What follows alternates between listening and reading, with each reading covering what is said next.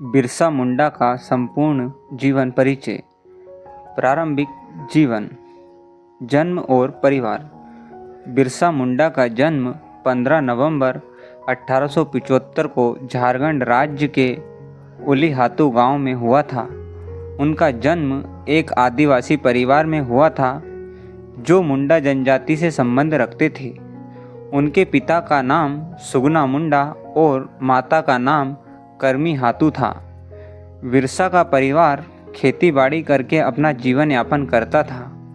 उनके जन्म के समय भारत अंग्रेजों के अधीन था और आदिवासियों पर उनके अत्याचार की कहानियाँ चारों ओर फैली हुई थी। शिक्षा। बिरसा ने अपनी प्रारंभिक शिक्षा अपने गांव के पास के स्कूल से प्राप्त की। बाद में वे चाईबासा में मिशनरी स्कूल में पढ़ने गए, जहाँ पर उन्हें ईसाई धर्म में परिवर्तित होने का दबाव डाला गया, लेकिन बिरसा ने इसे स्वीकार नहीं किया। उनके मन में अपने धर्म और संस्कृति के प्रति गहरा सम्मान था, जो उनके आगे के जीवन में एक प्रेरणा का स्रोत बना। स्वतंत्रता संग्राम में योगदान। आदिवासी समाज के प्रति चेतना। बिरसा मुंडा ने आदिवासी समाज में अंग्रेजों द्वारा किए जा रहे अत्याचारों और शोषण के खिलाफ लोगों को जागरूक करना शुरू किया। उन्होंने महसूस किया कि अंग्रेजों ने आदिवासियों की ज़मीन को हड़प लिया और उन्हें गुलामी की ज़िंदगी जीने पर मजबूर कर दिया। बिरसा ने आदिवासी समाज को संगठित किया और उन्हें अंग्रेजों के खिलाफ संघर्ष करने के लिए प्रेरित किया। उलगुलान महान विद्रोह। बिरसा मुंडा ने 1899-1900 में उलगुलान, जिसे महान विद्रोह के रूप में भी जाना जाता है, का नेतृत्व किया।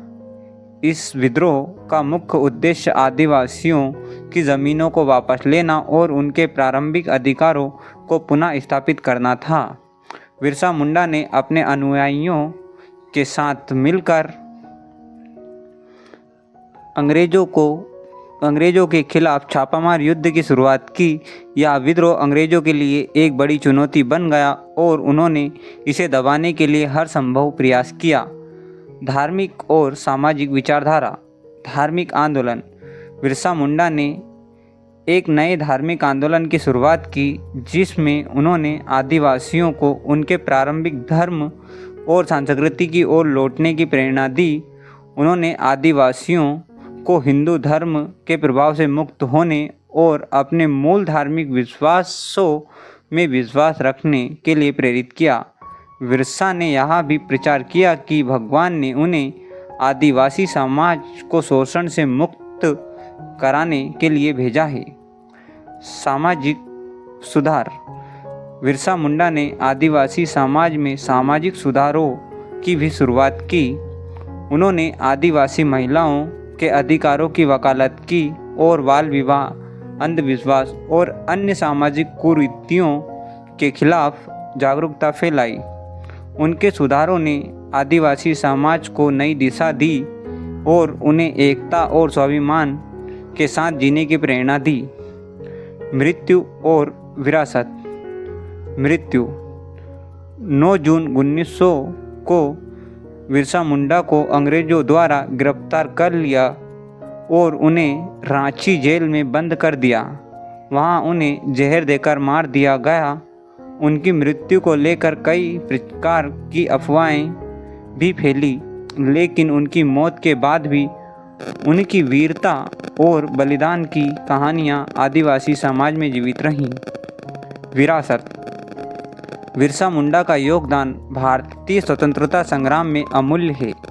उनके विद्रोह ने अंग्रेजों को यह समझने पर मजबूर कर दिया कि आदिवासी समाज को उनके प्रारंभिक अधिकारों से वंचित नहीं किया जा सकता। आज बिरसा मुंडा को झारखंड, ओडिशा, पश्चिम बंगाल और बिहार के आदिवासियों के लिए एक महान नायक के रूप में माना जाता है। उनके सम्मान में कई स्मारक और संस्थान स्थापित किए गए हैं। भारत सरकार ने भी बिरसा मुंडा की स्मृति में कई योजनाओं की शुरुआत की है, जिनका उद्देश्य आदिवासी समाज के विकास और कल्याण के लिए है।